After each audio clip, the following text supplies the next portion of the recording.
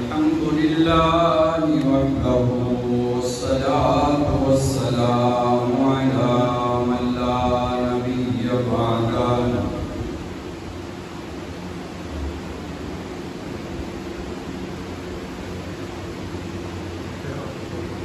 وعلى آله وأصحابه وبارك وسلم تسليما كثيرا كثيرا.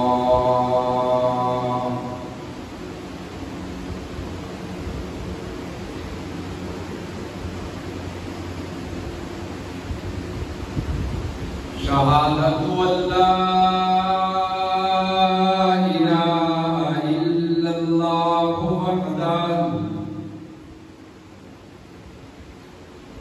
وحده لا شريك له ولا فريق له ولا وزير له ولا مشير له لا معين له ولا جسيم له لا حسب له ولا نسب له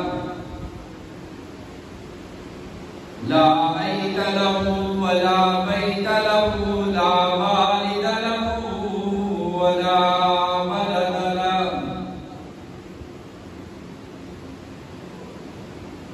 الذي هو أول بلا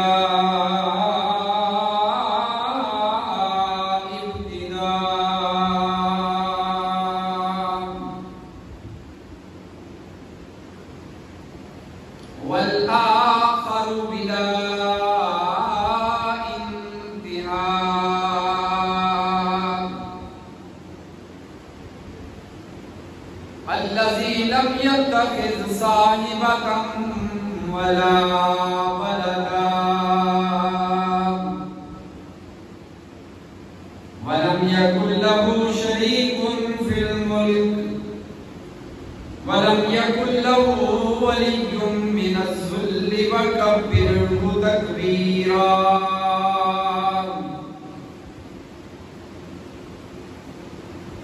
ونشهد أن سيدنا ونبينا وشفيعنا وهادينا ومرشدنا طبيبنا وطبيب قلوبنا وطبيب عيوننا وطبيب عيوبنا وطبيب أجسادنا وطبيب أرواحنا سيدنا سيد ساداتنا سيد عباداتنا قائدنا وقدوتنا محبوبنا ومحبوب ربنا مخدومنا إمامنا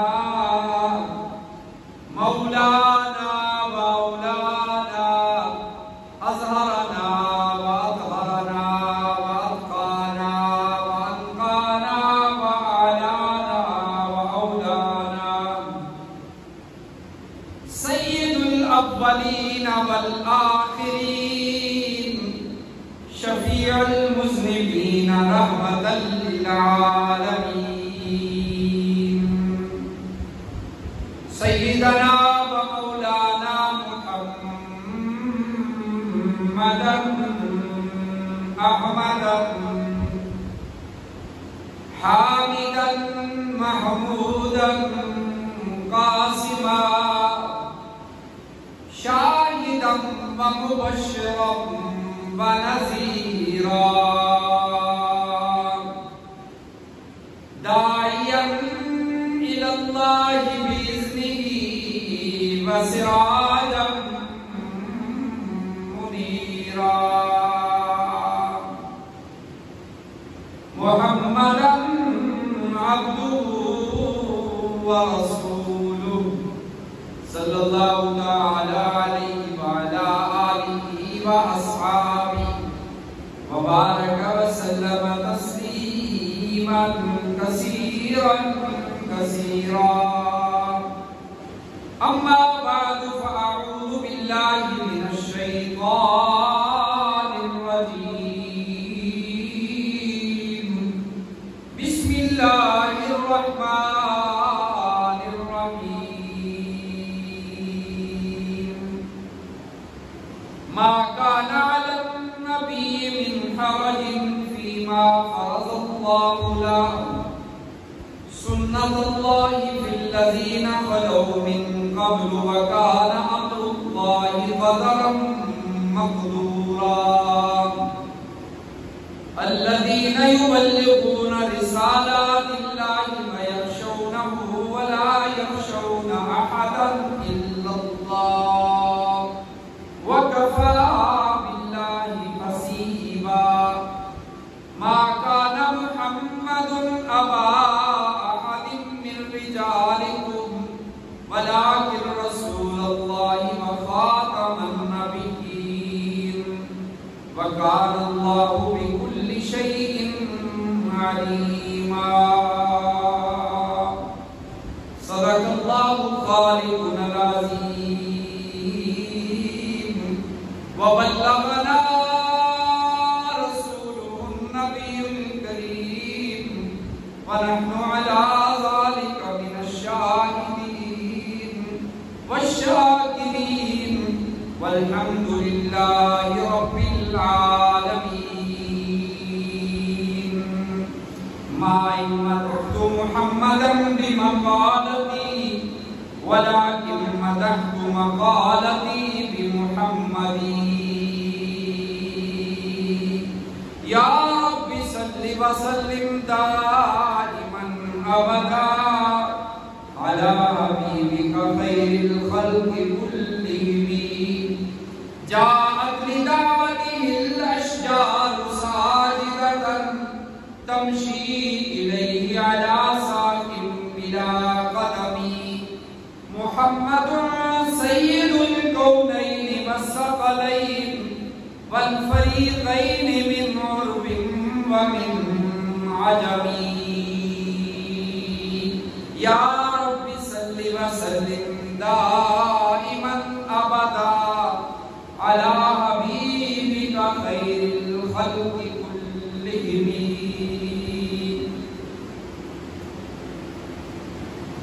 سب احترام قابل معزز حاضرین ناظرین سامعین مخلصین مباحثین امت محمد رسول اللہ صلی اللہ علیہ وسلم.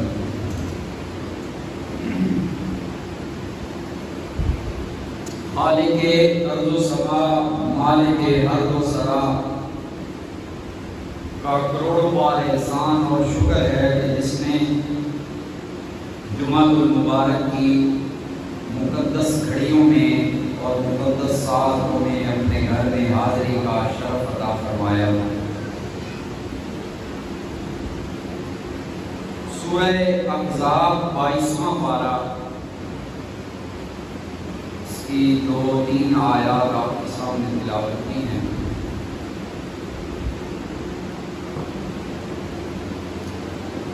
جس میں اللہ تعالیٰ نے اپنے پیارے محبوب سید الانس والجان محبوب رب دو جہاں احمد مختار سید الورا قاصد الورا شمس الضحیٰ بدر الدجا نور الہدیٰ مصباح الامم جمیل الشیم شفیع الامم صاحب الجود والکرم سید الاولین راحت للعاشقین جناب محمد مصطفیٰ احمد مجتبیٰ حبیب کبریاء صلی اللہ علیہ وسلم کا وہ عظیم مرتبہ اور مقام بیان فرمایا ہے کہ جو انبیاء کرام میں سے بھی رسولوں میں سے بھی کسی کے حصے میں نہیں آیا، اور وہ تاج نبوت اور رسالت جو اللہ نے میرے پیارے آقا و مولا جناب محمد رسول اللہ کے سر پہ اڑایا، اور سر پہ اللہ نے وہ دستار فضیلت رکھی ہے جس کا ذکر اللہ تعالیٰ ان آیات بینات کے اندر بڑی تفصیل کے ساتھ فرما رہے ہیں۔ ان آیات کا شان نزول یہ ہے کہ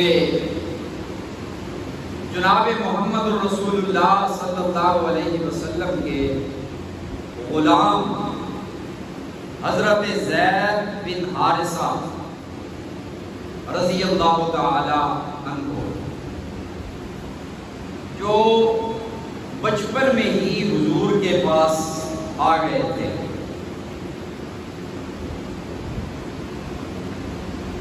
اصلاً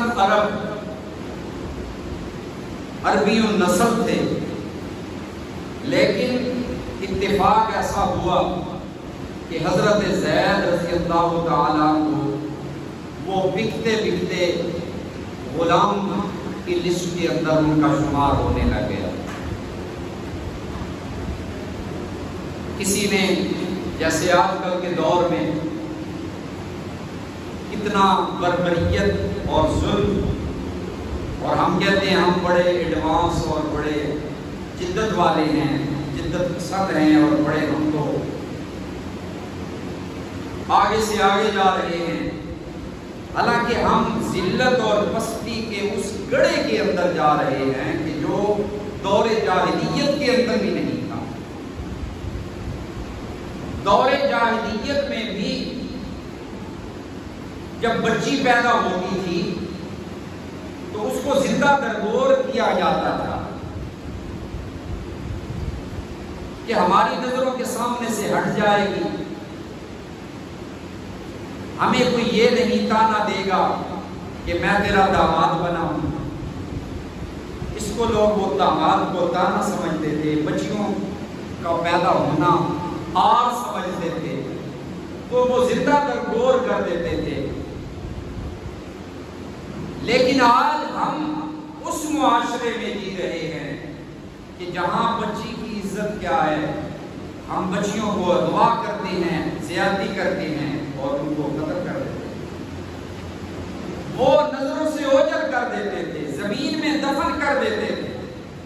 لیکن ہم تو اس جہالت کی کیٹیگری کے اندر چلے گئے ہیں، وہاں اس دلدل کے اندر، اس گڑھے کے اندر جا کے بسے ہیں کہ جو انسانی فطرت میں بھی نہیں، انسان سوچ بھی نہیں سکتا، کوئی جانور بھی اپنے ہم جنس کے ساتھ وہ بدسلوکی نہیں کرتا جو ہم آج انسانوں کے ساتھ کر رہا ہے۔ تو حضرت زید رضی اللہ تعالیٰ عنہ بکتے تھے، انسان بکتے تھے۔ زید کو کسی نے پکڑا، جا کے بیچ دیا، تو اسی طرح تھے عربی النسل، لیکن بک گئے۔ اب بکتے بکتے حضرت سیدہ خدیجہ کے پاس آ گئے، اور جب میرے آقا علیہ السلام کے ساتھ حضرت خدیجہ کا نکاح ہوا، اس وقت میرے آقا علیہ السلام کی عمر مبارک 25 برس تھی، حضرت خدیجہ الکبریٰ کی عمر 40 برس تھی۔ اور اللہ کی شان دیکھیے، 40 برس کی حضرت سیدہ خدیجہ، اور اللہ نے اولاد بھی حضرت خدیجہ سے عطا فرمائے۔ حضرت خدیجہ سے 3 صاحبزادے، اور ایک روایت میں 2 صاحبزادے اور 4 بیٹیاں اللہ نے میرے پیارے پیغمبر کو عطا فرمائے۔ اور ایک بیٹا حضرت ابراہیم، وہ حضرت ماریہ قبطیہ رضی اللہ تعالی عنہ سے مدینہ طیبہ میں جا کر پیدا ہوا۔ 17 مہینے کا حضرت ابراہیم جو رسول اللہ صلی اللہ علیہ وسلم کی گود میں ہی انتقال کر گیا۔ 17 ماہ اس کی عمر تھی۔ بخاری شریف میں یہ سارا واقعہ موجود ہے، جنت البقیع کے اندر وہ مدفون ہے۔ اور حضرت قاسم اور حضرت طیب و طاہر بھی ان کا نام تھا، اور عبداللہ بھی ان کا نام تھا۔ یہ 2 صاحبزادے اور 4 بیٹیاں سیدہ زینب، سیدہ رقیہ، سیدہ ام کلثوم اور سیدہ فاطمہ الزہرا۔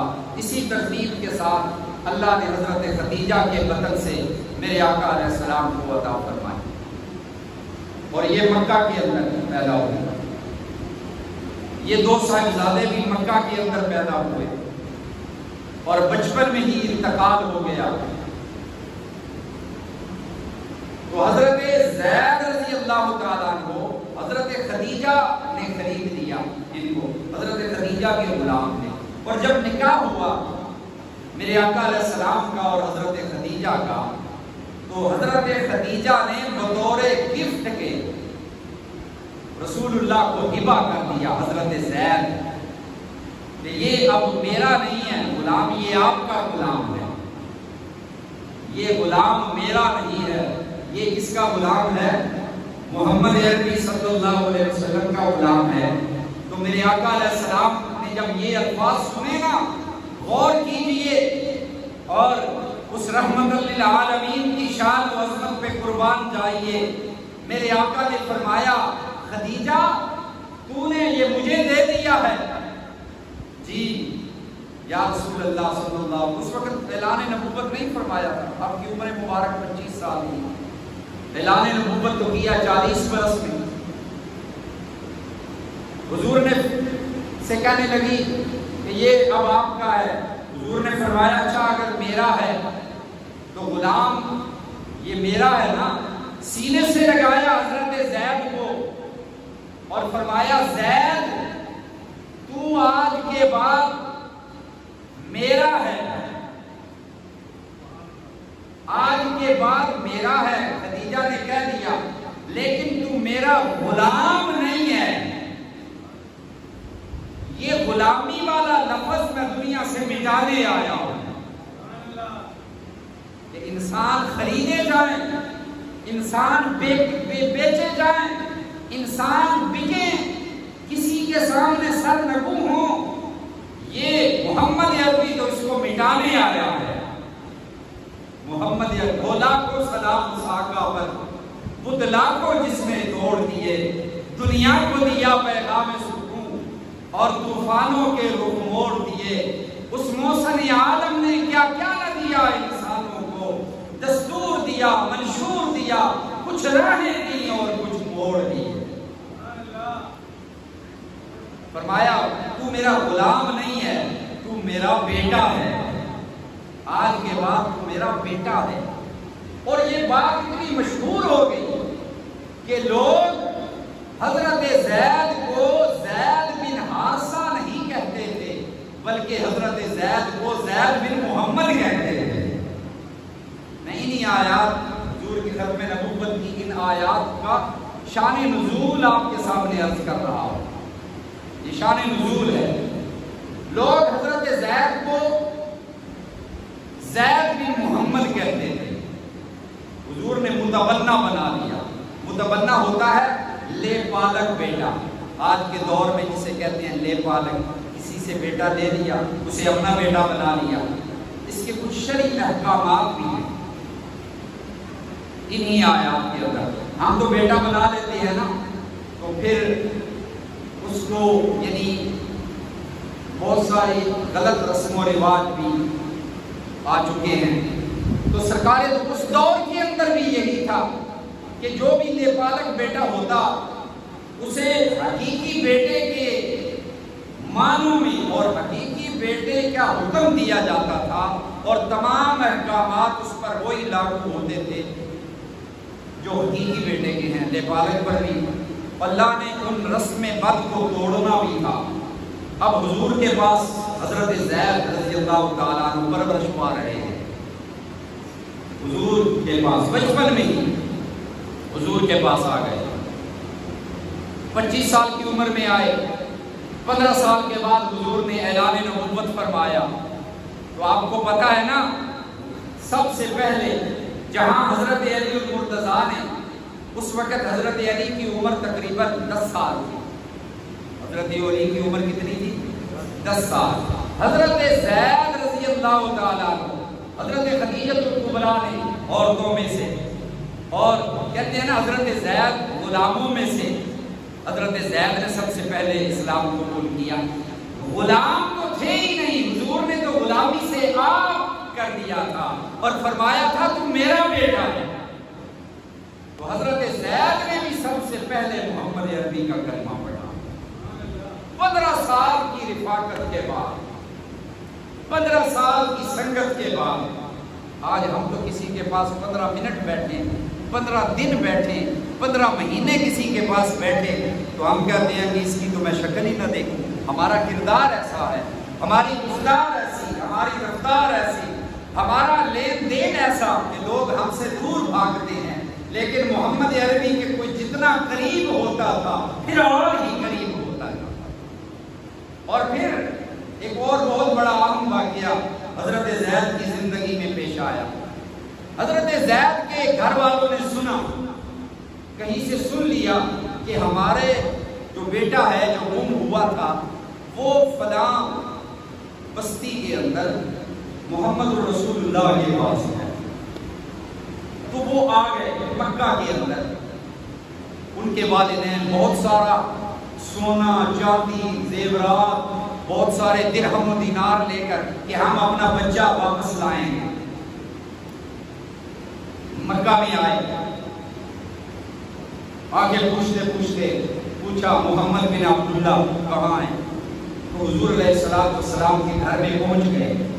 جب پہنچے سرکار تو عالم صلی اللہ علیہ وسلم سے آگے کہنے لگے کہ ہم اپنا بیٹا لینے آئے ہیں، جو بھی آپ رقم مانگیں گے، جو بھی آپ اس کی قیمت مانگیں گے ہم دینے کو تیار ہیں. ہم اتنا سونا چاندی لے کے آئے ہیں، درہم و دینار لے کے آئے ہیں. اچھے خاصے گھر کے تھے لوگ. اللہ اکبر. اور حضور صلی اللہ علیہ وسلم کے پاس رہنے والا زید، میرے آقا علیہ السلام نے مسکرا اور ان کے کھانے پینے سے تواضع کی اور پھر فرمایا اگر زید تمہارے ساتھ جانا چاہتا ہے تو میں محمد کو تو کوئی اعتراض ہے، پوچھ لو زید سے. زید غلامی کی زندگی ہے اور ادھر ماں باپ ہیں، والدین ہیں، لینے آئے ہیں اور بڑے سردار ہیں، سونا چاندی درہم و دینار ساتھ لے کے آئے ہیں. لیکن حضرت زید رضی اللہ تعالی عنہ سے جب کہا گیا نا کہ چلیے ہمارے ساتھ، ہم نے تمہارے آقا محمد ابن عبداللہ سے اجازت لے لی ہے. اللہ اللہ سبحان اللہ سبحان اللہ. میرے محترم دوستو، کاش یہ ہم سمجھنے والے ہوتے اس بات کو. اور حضرت زید سے جب کہا گیا کہ چلیے، میرے آقا حضرت زید تو زاروں قطار رونے لگ گئے. میرے آقا علیہ السلام نے فرمایا زید کیوں رو رہے ہو؟ یا رسول اللہ میں آپ سے جدا ہو جاؤں گا، میں آپ کی معیت سے دور چلا جاؤں گا. اللہ اکبر. فرمایا نہیں یا رسول اللہ مجھے بھوک پیاس برداشت ہے، لیکن یا رسول اللہ آپ سے دوری برداشت نہیں ہے. یا رسول اللہ صلی اللہ علیہ وسلم میں آپ کے پاس سے نہیں جاتا. اچھا پھر اپنے باپ کو بتاؤ، اپنی ماں کو بتاؤ، اپنے عزیزوں و اقارب کو بتاؤ. حضرت زید نے کہا ابا جی آپ میرے باپ ہیں، آپ چچا جی آپ آئے ہیں، درہم و دینار لے کے آئے ہیں، ساری کائنات بھی اگر آپ لے کر آتے تو میرے محمد صلی اللہ علیہ وسلم تم سے ایک پیسہ بھی نہ لیتے. مجھے جانے کے لیے حضور نے اجازت دے دی ہے، لیکن میں حضور کا بیٹا ہوں، محمد کا بیٹا ہوں. میں اس طبع امتیاز کو کیسے چھوڑ کے جا سکتا ہوں کہ یہاں پر لوگ مجھے محمد ابن زید بن محمد کہتے ہیں صلی اللہ علیہ وسلم. حضرت زید نہیں گئے رضی اللہ تعالیٰ اور حضور صلی اللہ علیہ وسلم کے پاس رہنا پسند کیا، اپنے والدین کے ساتھ نہیں گئے، حضور صلی اللہ علیہ وسلم کے پاس رہنا پسند فرمایا. اللہ اکبر.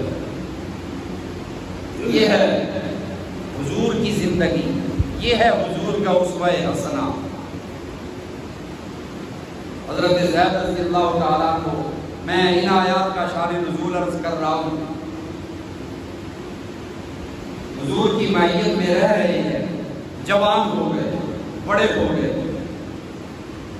سرکار دو عالم صلی اللہ علیہ وسلم نے اپنی پھوپھی ذات کا نکاح حضرت سیدہ زینب کا نکاح بھی حضرت زید کے ساتھ کر دیا۔ اپنی حضرت امیمہ بنت عبد المطلب کی بیٹی امیمہ رضی اللہ تعالی، امیمہ بنت عبد المطلب اپنے سگی پھوپھی کی بیٹی تھی حضرت زینب کا نکاح بھی حضرت زید کے ساتھ کر دیا۔ حضور کی معیت میں رہ رہے ہیں حضرت زید، اتنا پیارا خاندان نبوت کا وہ آدمی بن گیا، خاندان نبوت کے اندر شامل ہو گیا زید رضی اللہ۔ اور پورے قرآن کریم میں کسی صحابی کا نام نہیں ہے، صرف حضرت زید کا ہے۔ کسی صحابی کا نام حضرت زید کے علاوہ قرآن میں نہیں ہے۔ یہی آیت جو میں نے آپ کے سامنے پڑھی ہے نا، اس سے پیچھے والی آیت، واللہ احق ان تخشوا فلما قضى زید منها وطرا زوجناکها لکی لا یکون علی المؤمنین حرج، سورہ احزاب 22واں پارہ، آیت نمبر 37، گھروں میں جا کے دیکھنا۔ حضرت زید 1.5 لاکھ صحابی رسول ہیں میرے آقا کے، کسی صحابی کا نام قرآن میں نہیں ہے سوائے حضرت زید، اور اسی واقعہ کی مناسبت سے اب دیکھیے ذرا، حضرت زید کا نکاح ہو گیا۔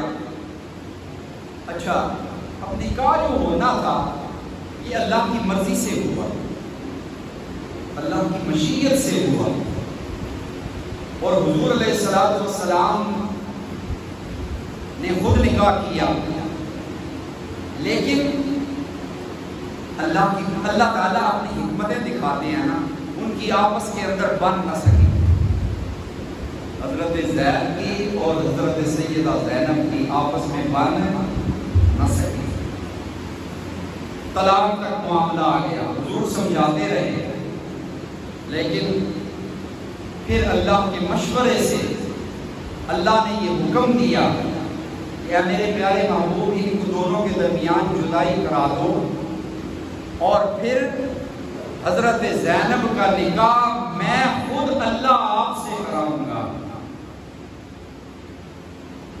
حضرت زینب وہی پوری ذات جو تھی، ان کا نکاح رسول اللہ صلی اللہ علیہ وسلم سے ہوا۔ مشرکین مکہ نے شور مچا دیا، یہ دیکھو جی،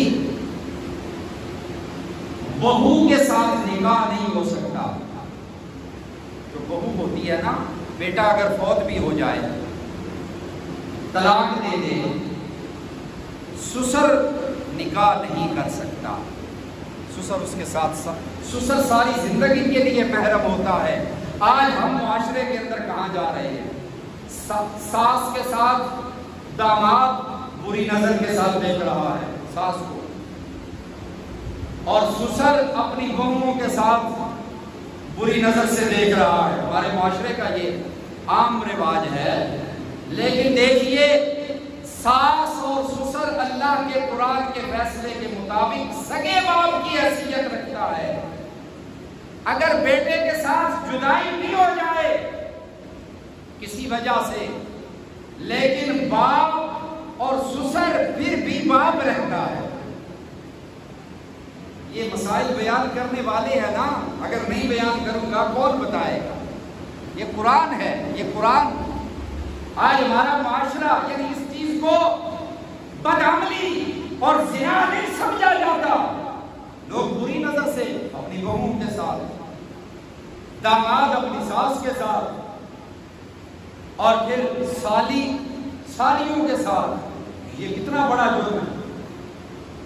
سالی کا جو رشتہ ہے وہ بہن کا ہے، سالی کا رشتہ بہن کا رشتہ ہے، اور اگر کوئی سالی کو بری نظر سے دیکھتا ہے اس کا اپنا نکاح تو نہیں ٹوٹتا، میں یہ نہیں فتویٰ دیتا، لیکن بعض ایسے معاملات ہوتے ہیں، حالات ہوتے ہیں کہ اس کی اپنی بیوی بھی اس کے لیے حرام ہو جائے۔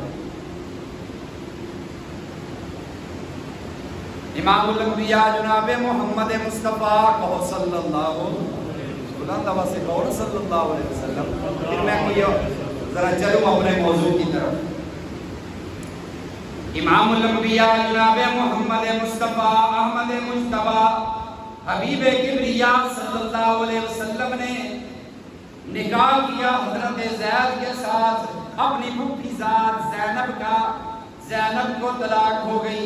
اب جب طلاق ہوئی امام الانبیاء صلی اللہ علیہ وسلم کو اللہ تعالیٰ نے حکم دیا، اے میرے پیارے محبوب، میں نے خود عرشوں پر تیرا نکاح زینب کے ساتھ کر دیا ہے، میں نے خود نکاح کر دی۔ زوجناکہا، زوجناکہا، اللہ کہہ رہا ہے میں نے تیرا نکاح کیا، زوجناکہا، میں نے تیرا نکاح کر دیا ہے حضرت زید کی مطلقہ بیوی کے ساتھ۔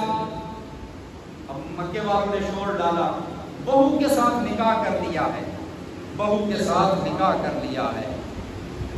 تو اللہ نے فرمایا جو لے بالغ ہوتا ہے وہ حقیقی بیٹے کے حکم میں نہیں آتا۔ اگر زید حقیقی بیٹا ہوتا، اگر زید حقیقی بیٹا ہوتا پھر یقیناً نکاح نہیں ہو سکتا تھا، پھر یقیناً نکاح نہیں ہو سکتا تھا سسر کے ساتھ۔ لیکن میں یہی تو مسئلہ بیان کرنا چاہ رہا ہوں نا، اللہ فرماتے ہیں میں یہی مسئلہ بیان کرنا چاہ رہا ہوں۔ کیا مسئلہ؟ کہ جو حقیقی بیٹا ہوتا ہے اس کی متعلقہ کے ساتھ یا اس کی بیوہ کے ساتھ سسر کا نکاح نہیں ہو سکتا، لیکن زید میرے محمد کے حقیقی بیٹے نہیں ہیں، لے بالغ بیٹے ہیں، متبنہ بیٹے ہیں، منہ بولے بیٹے ہیں۔ منہ بولے بیٹے کا حکم اور ہوتا ہے اور حقیقی بیٹے کا حکم اور ہوتا ہے۔ اس لیے اللہ رب العالمین نے فرمایا ما کان علی النبی من حرج فیما فرض اللہ لا سنت اللہ فی الذین خلوا من قبل وکان امر اللہ قدرا مقدورا۔ یہ میری قدرتیں ہیں، یہ میری حکمتیں ہیں، یہ میری کارسازیاں ہیں، یہ میری تدبیریں ہیں، یہ میری تقدیریں ہیں جو ہو کر رہتی ہے۔ لوگوں میں اسی لیے تمہیں بتا رہا ہوں نا کہ ساری کائنات کا الہ اکیلا میں ہوں، آنے والے حالات کا علم میرے پاس ہے۔ اگر محمد عربی صلی اللہ علیہ وسلم کو یہ علم ہوتا کہ زید اور زینب کا نکاح نہیں رہے گا اور ان کی آپس میں نہیں بننا پائے گی تو یہ حضرت محمد نکاح نہ کرتے، لیکن حضور نے نکاح کیا اور پھر انبن ہوئی اور پھر طلاق تک معاملہ آیا۔ اللہ رب العالمین یہی فرما رہے ہیں وَكَانَ أَمْرُ اللَّهِ قَدَرًا مَقْدُورًا۔ دنیا کے کسی کے قبضہ قدرت کے اندر میں نے تقدیر نہیں لکھی، تقدیر کا فیصلہ میرے ہاتھ میں ہے۔ تقدیر علی کل شیء قدیر کون ہے؟ فعال لما یرید، میں ہوں جو چاہتا ہوں میں کرتا ہوں۔ اللہ رب العالمین نے فرمایا، پھر آئیے ذرا آگے دیکھیے، فرمایا الذین یبلغون رسالات اللہ ویخشونہ ولا یخشون احدا الا اللہ وکفی باللہ حسیبا۔ میں نے جتنے بھی نبی بھیجے، رسول بھیجے، میں نے جتنے بھی پیغمبر دنیا کے اندر بھیجے وہ سب اللہ سے ڈرنے والے تھے۔ یخشونہ ولا یخشون احدا الا اللہ، وہ صرف کس سے ڈرتے تھے؟ صرف اللہ سے ڈرتے تھے، صرف اللہ سے ڈرتے تھے۔ اللہ تعالیٰ یہی بتا رہے ہیں کہ جو دائی الی الحق ہو، دائی الی اللہ ہو، وہ صرف کس سے ڈرنے والا ہو؟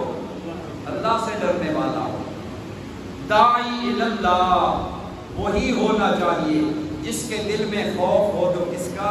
صرف اللہ۔ اس لیے کہ یہ نبوت کی میرا مسند ہے، نبوت کی کا یہ مسند ہے، اور اس پر بیٹھنے کے لیے ڈر کس کا ہونا چاہیے؟ اللہ کا۔ الذین یبلغون رسالات اللہ، میں جو بھی تبلیغ کرتا ہوں، رسولوں کو جو میں بتاتا ہوں وہ رسول بیان کر دیتے ہیں۔ وَيَخْشَوْنَهُ وَلَا يَخْشَوْنَ أَحَدًا إِلَّا اللَّهُ، وہ اللہ کے علاوہ کسی سے نہیں ڈرتے کہ کوئی کیا کہے گا، حکومت کیا کہے گی، پبلک کیا کہے گی، نہیں۔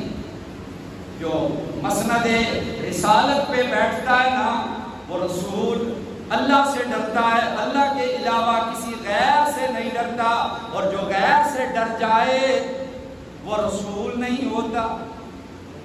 جو غیر سے ڈر جائے وہ رسول، ہاں وہ مرزا گاما تو ہو سکتا ہے، مرزا گاما۔ میں ختم نبوت ہی آج میرا موضوع ہے انشاءاللہ۔ اب آئیے ذرا، یا اللہ اپنے پیارے محبوب جناب محمد الرسول اللہ، آپ کا انتظار کر رہا تھا نا میں کہ آپ آ جائیں پھر میں موضوع شروع کروں۔ آپ جتنا لیٹ آئیں گے تو پھر اسی طرح ہوگا، آپ لیٹ آتے جائیں گے تو پھر لیٹ موضوع شروع ہوتا چلا جائے گا، کیونکہ میں اگر موضوع شروع کر دوں آپ بعد میں آئیں پھر آپ کو کیا پتا کہاں سرا تھا کہاں واؤ تھا۔ اللہ اکبر۔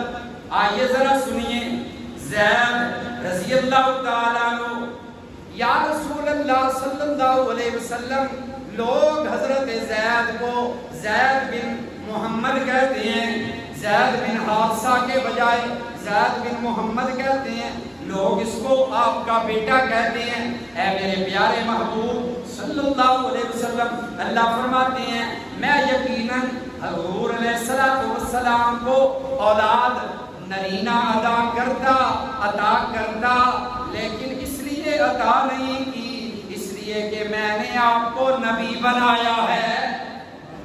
میں نے آپ کو ما کان محمد ابا احد من رجالکم، ما کان محمد ابا احد من رجالکم۔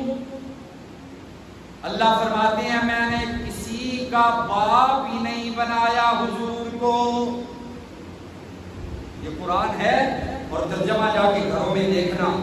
ما کان محمد، نہیں ہے محمد صلی اللہ علیہ وسلم، ما کان محمد ابا، یہ ابا کیا ہے؟ ابا اب سے ہے، اب کہتے ہیں باپ کو، عربی میں اب کس کو کہتے ہیں؟ باپ کو۔ باپ بھی ایک ہوتا ہے، ایک ہے قرآن میں اب اور ایک ہے رب۔ اللہ فرماتے ہیں اب بھی ایک ہونا چاہیے اور رب بھی، جن کا رب ایک نہیں ان کا اب بھی ایک، رب جس کا ایک ہے اس کا اب بھی ایک ہے، اور جس کا رب ایک نہیں اس کی اب میں بھی فرق ہے، شک ہے۔ فرمایا ما کان محمد ابا احد، کسی ایک کے بھی حضور باپ نہیں ہے، کسی کے بھی حضور باپ تو ہے نا۔ میں عرض کرتا ہوں مولا حضور باپ سیدہ زینب کے باپ، او سبحان اللہ، حضور حضرت زینب کے باپ ہیں یا نہیں؟ بلند آواز سے کہو۔ آج لوگوں نے اس مسئلے میں بھی مشکوک کر دیا ہے کہ حضور کی تو ایک ہی بیٹی تھی، حضور کی کتنی بیٹیاں؟ 4 بیٹیاں۔ اللہ پاک فرماتے ہیں ما کان محمد ابا احد، نہیں ہے محمد کسی کے باپ۔ یا اللہ باپ تو ہے سیدہ زینب کے باپ، سیدہ رقیہ کے باپ، سیدہ ام کلثوم کے باپ، اور سیدہ فاطمہ الزہرا کے باپ، فرمایا من رجالکم، کسی مرد کے باپ نہیں ہے.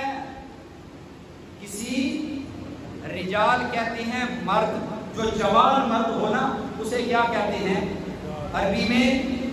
بولیے، یہ سبق ہی سمجھ کے بول لیجئے اور یہ معنی سمجھ لیں گے آپ انشاءاللہ. یہ ختمہ نبوت کا جو عقیدہ ہے یہ آپ کے ذہنوں میں ایسے پیوست ہو جائے گا جیسے تختی پہ لکھی ہوئی عبارت ہوتی ہے. ما کان محمد ابا احد من رجالکم، محمد نہیں ہے کسی کے باپ.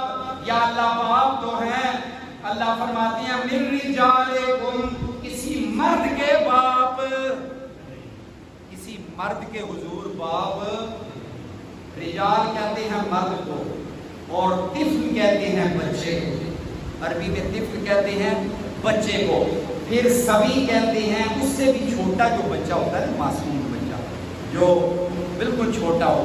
حضور علیہ السلام کو اللہ نے بیٹے عطا فرمائے لیکن بچپن میں چونکہ فوت ہو گئے، اس لیے اللہ پاک فرما رہے ہیں ما کان محمد ابا احد من رجالکم، محمد نہیں ہے کسی مرد کے باپ.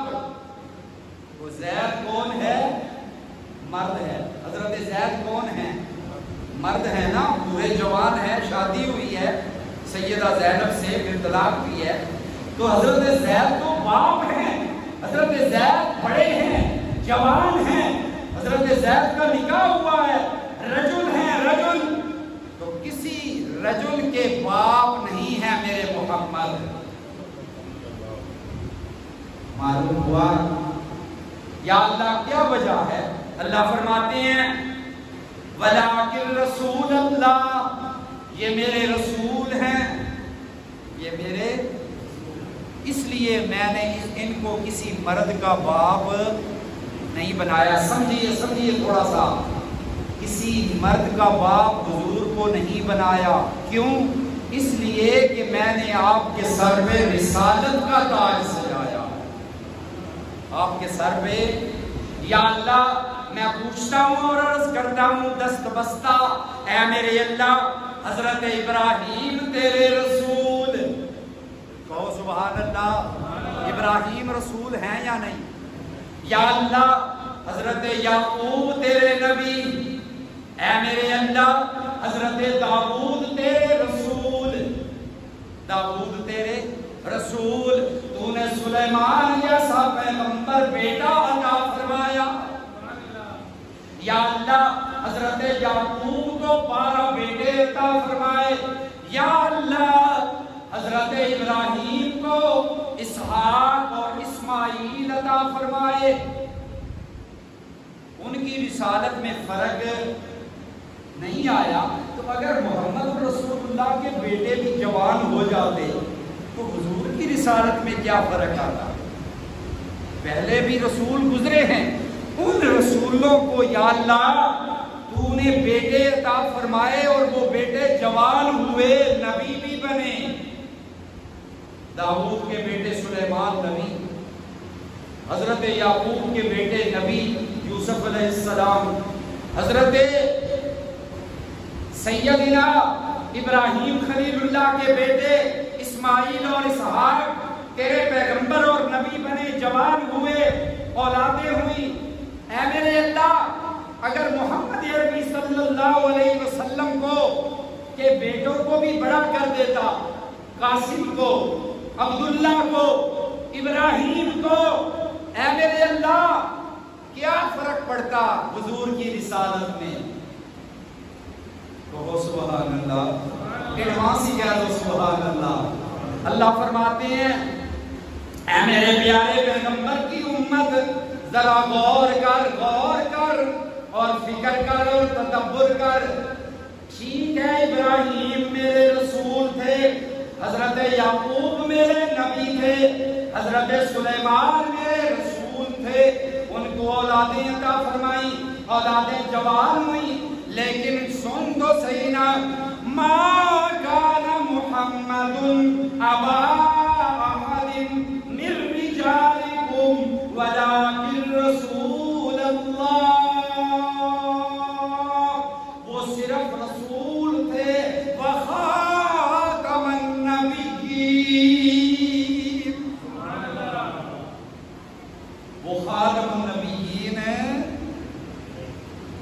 وہ خاتم النبیین نہیں تھے۔ اے میرے اللہ اگر حضور کی اولاد جوان ہو جاتی تو حضور کی ختم نبوت پہ کیا فرق پڑتا؟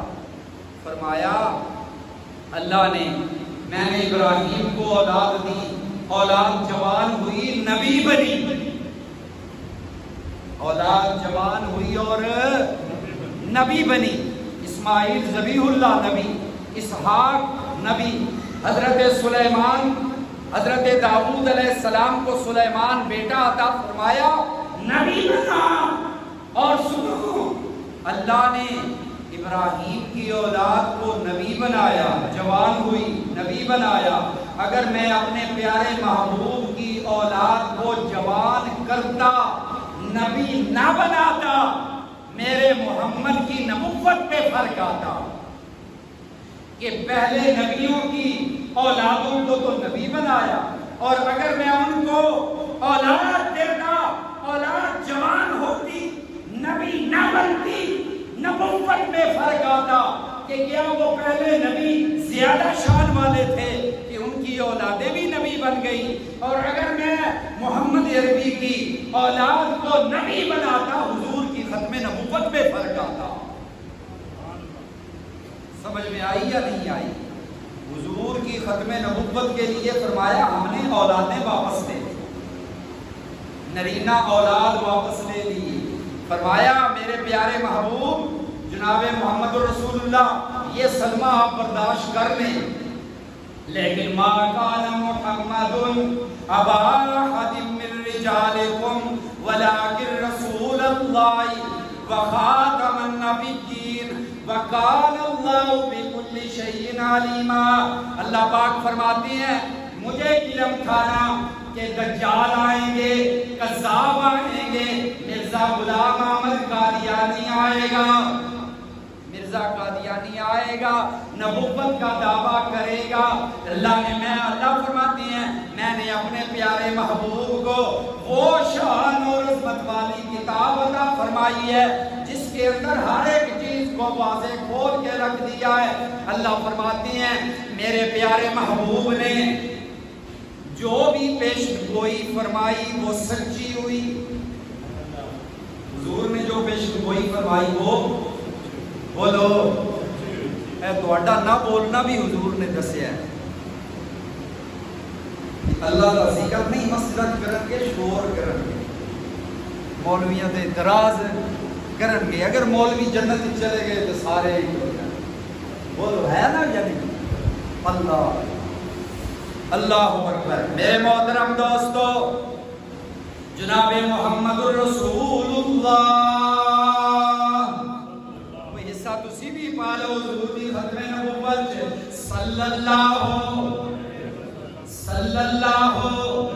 علیہ وسلم، صلی اللہ علیہ وسلم، ہر دم ورد زبان ہے صلی اللہ علیہ وسلم، اعلیٰ و اقسم صلی اللہ علیہ وسلم، عرفہ و اعلیٰ صلی اللہ علیہ وسلم، حامد و محمود صلی اللہ علیہ وسلم، حاشر و عاقب صلی اللہ علیہ وسلم۔ اللہ اللہ میرے پیارے محبوب صلی اللہ علیہ وسلم نے جو بھی پیش گوئی فرمائی اللہ نے سچی کر دی۔ کہ مرزے نے جنیاں پیش گوئیاں کیتیاں ساریاں جھوٹیاں ہوئی۔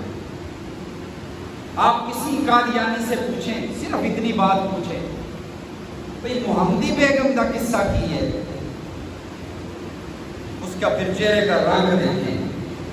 محمدی بیگم یہ ان کی رشتہ دار تھی، مرزا غلام احمد قادیانی کی رشتہ دار تھی، اور اس نے کہا اس کو پسند آ گئی، لیکن وہ اس سے سخت نفرت کرتی تھی اور اسے یہ پسند آ گئی۔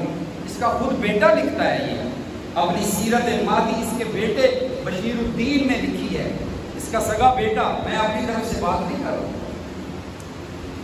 وہ لکھتا ہے کہ ہمارے ابا جی کو محمدی بیگم پسند آ گئی، پیغام بھیجا نکاح کا، تو انہوں نے انکار کر دیا۔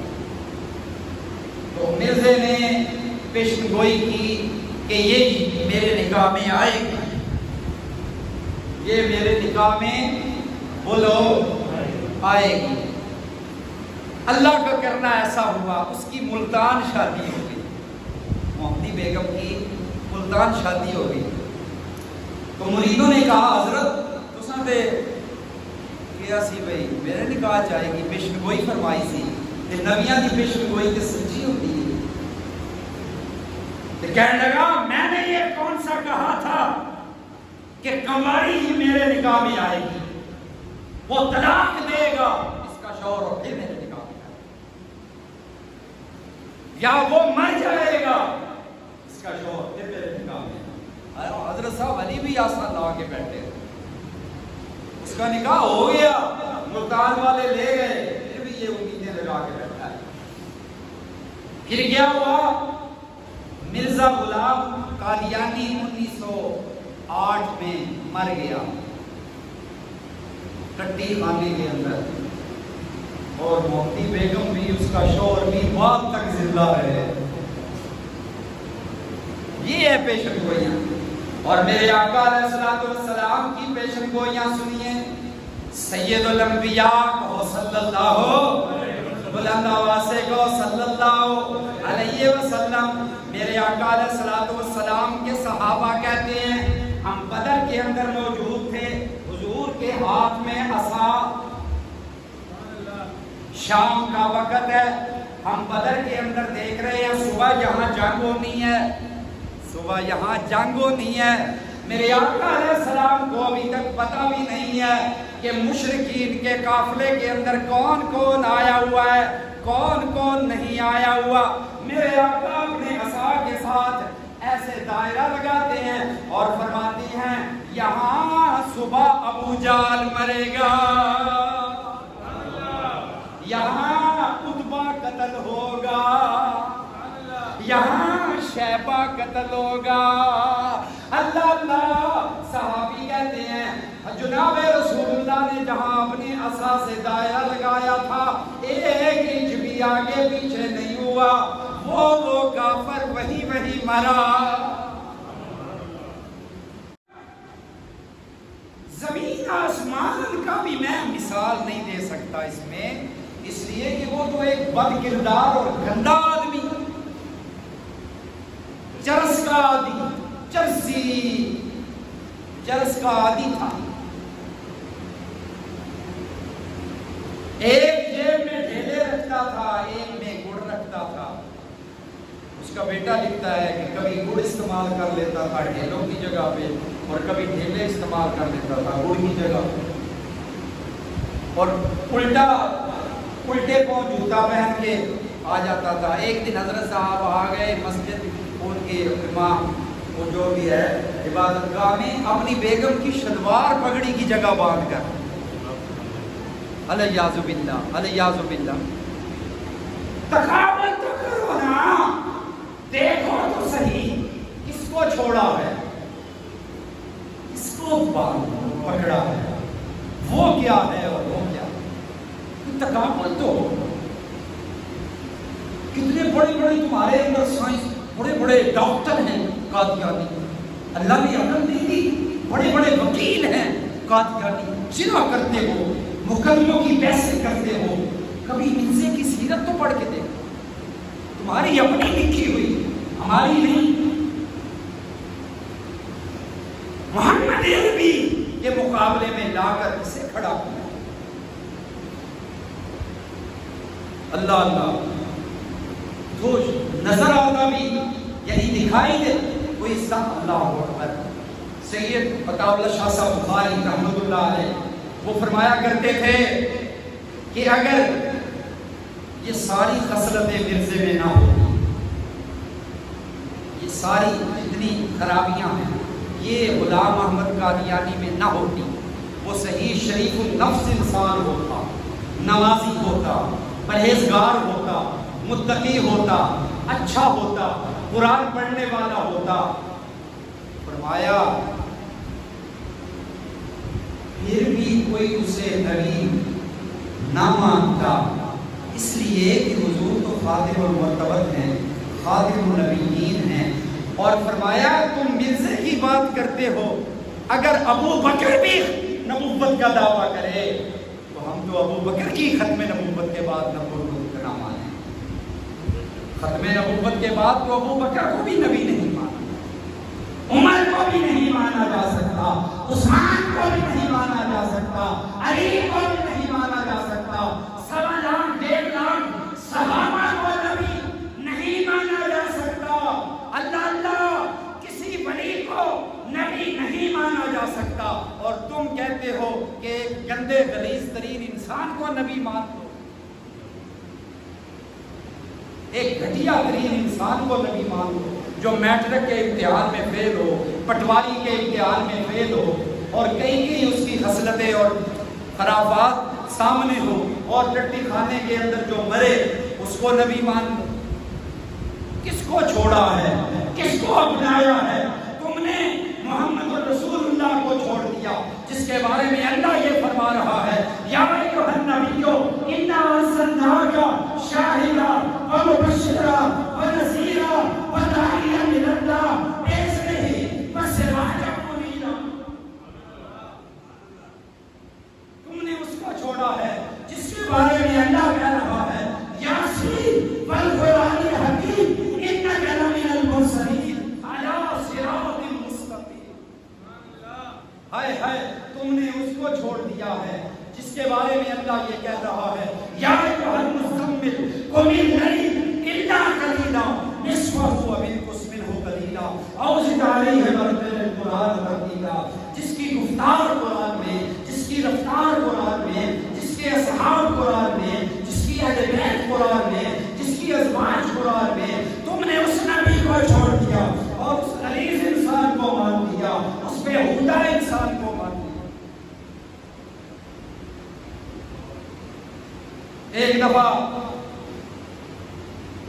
ایک بزرگ عالم دین خطاب کر رہے تھے، اور انہوں نے کہا مرزا غلام قادیانی الو کا پٹھا، ابھی تک ان کو غیر مسلم اقلیت قرار نہیں دیا گیا تھا، 74 سے پہلے کی بات ہے۔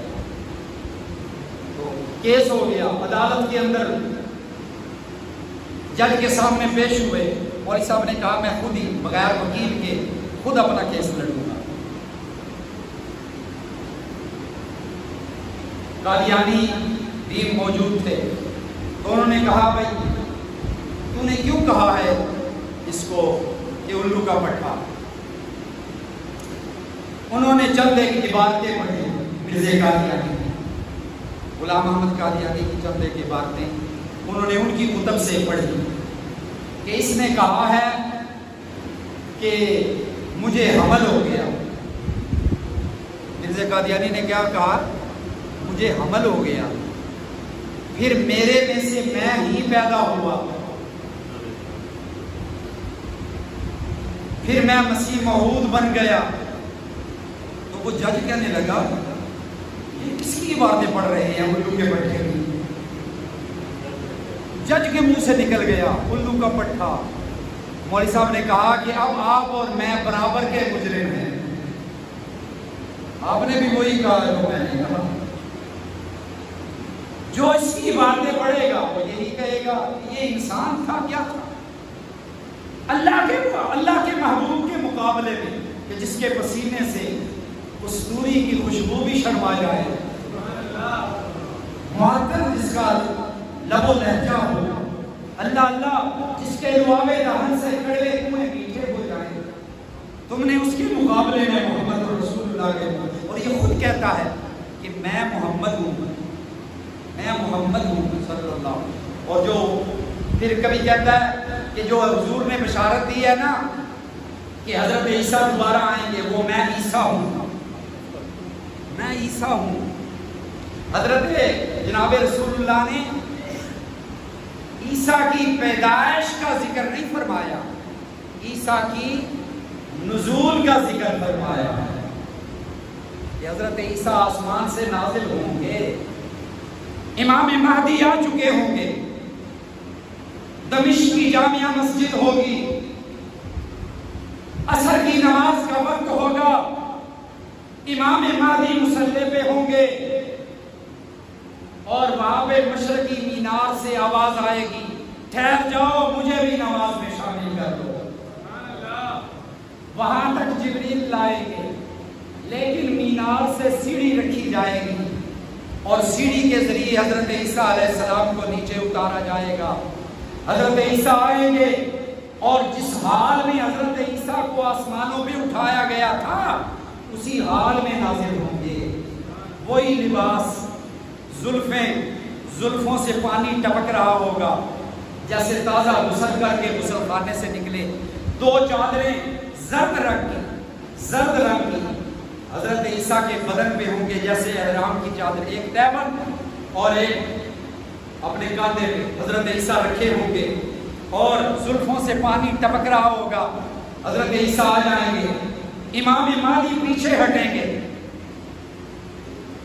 نبی آ گئے، رسول آ گئے، حضرت عیسیٰ آ گئے، عیسیٰ روح اللہ آ گئے، لیکن حضرت عیسیٰ آ کر کہیں گے امام مہدی سے آپ نماز پڑھائیں، میں آپ کے پیچھے پڑھوں گا، اس لیے کہ جہاں نبی موجود ہو وہاں کوئی اور امام نہیں بن سکتا، لیکن میں آپ کے پیچھے نماز پڑھوں گا اس لیے تاکہ پتہ چل جائے کہ محمد رسول اللہ کے بعد نبوت کا دروازہ بند ہے، اب میں عیسیٰ بھی آیا ہوں تو حضور کا امتی بن کے آیا ہوں،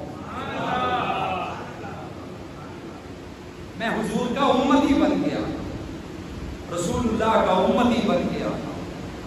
میرے محترم دوستو، حضرت عیسیٰ علیہ السلام امام مہدی کے پیچھے نماز پڑھے، دجال کو قتل کریں گے، صلیب کو توڑیں گے، اس وقت پھر یہ عیسائی سب مسلمان ہو جائیں گے۔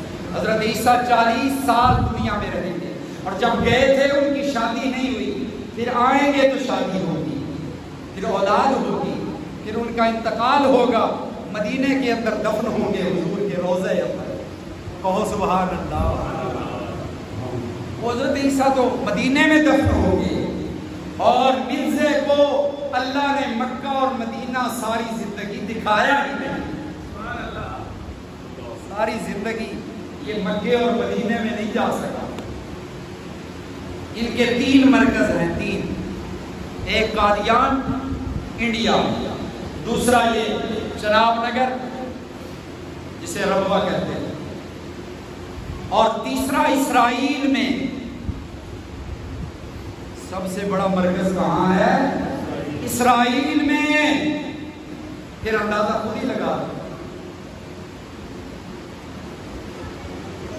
کہ یہ کیا چیز ہے۔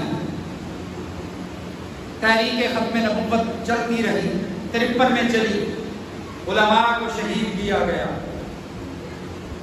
لاہور میں اذان نوجوان نے شروع کی، ایک نوجوان نے کہا اللہ اکبر اللہ اکبر، فوجی نے گولی ماری۔ دوسرا نوجوان آ گیا، اس نے کہا اللہ اکبر اللہ اکبر۔ کتنے نوجوان شہید ہوئے، اذان کو نہیں چھوڑا، اذان مکمل کی۔ لاہور مال روڈ پر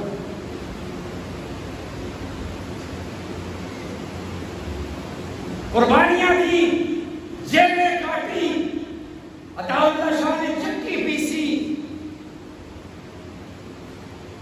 ملکوال 1974 میں جلوس نکلا مین چوک سے، مفتی سعید نے قیادت کی، گرفتار کر کے گجرات جیل کے اندر ڈالا گیا،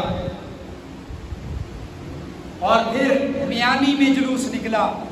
میانی کا ضلع اس وقت شاہپور تھا، مفتی قاضی ضیاء اللہ رحمت اللہ علیہ کو شاہپور جیل کے اندر ڈالا گیا، باپ گجرات جیل میں اور بیٹا صرف 18 سال کی عمر میں شاہپور کی جیل میں تھا۔ دوستو قربانیاں دی ہیں، آج ختم نبوت، آج ان اکابرین کو بلا دیا گیا۔ یہ ختم نبوت کے سٹیج پہ بھی چند پیشہ ور لوگوں نے تب قبضہ کر لیا، یہ ہمارا سٹیج ہے. جنہوں نے ہاتھ کڑیاں پہنی، جنہوں نے جیل کے سلاخوں کے پیچھے اپنی وقت گزارے، میرے محترم دوستو، لاکھوں کروڑوں کی تعداد کے اندر علماء کو گرفتار کیا گیا. پھر 74 کی تحریک چلی. مفتی محمد سعید رحمۃ اللہ علیہ میانی سے جلوس لے کر بھگیاٹ، یہ بھگیاٹ ثانی ربوہ کہا جاتا تھا اس کے اندر اتنے قادیانی تھے. وہاں جا کر جمعہ پڑھایا. پورے علاقے میں کسی جگہ اس دن جمعہ نہیں ہوا. عظیم الشان جلوس کی قیادت کر کے 11 بجے بیان شروع کیا. 2-2:30 بجے کے قریب جا کے جمعہ پڑھایا. 3-4 گھنٹے میرے آقا علیہ السلام کی ختم نبوت پہ مفتی سعید نے بیان کیا. اللہ کی وحدانیت کا اعلان کیا. کتنے قادیانیوں کو اللہ نے ہدایت عطا فرمائی. میرے محترم دوستو، یہ بہت بڑی تاریخ ہے. اور پھر میرے محترم دوستو، قرآن کریم، اس قرآن کو چھوڑ کر تم نے سیرت مہدی کو دیکھا ہے، تم نے مرزا غلام قادیانی کی سیرت کو پڑھا ہے. آؤ دیکھو تو صحیح، آؤ دیکھو تو صحیح کہ میرے محمد کی سیرت کیا ہے، میرے محمد کا اسوہ حسنہ کیا ہے. جو حضور چلے تو راستے گھس کر آئیں.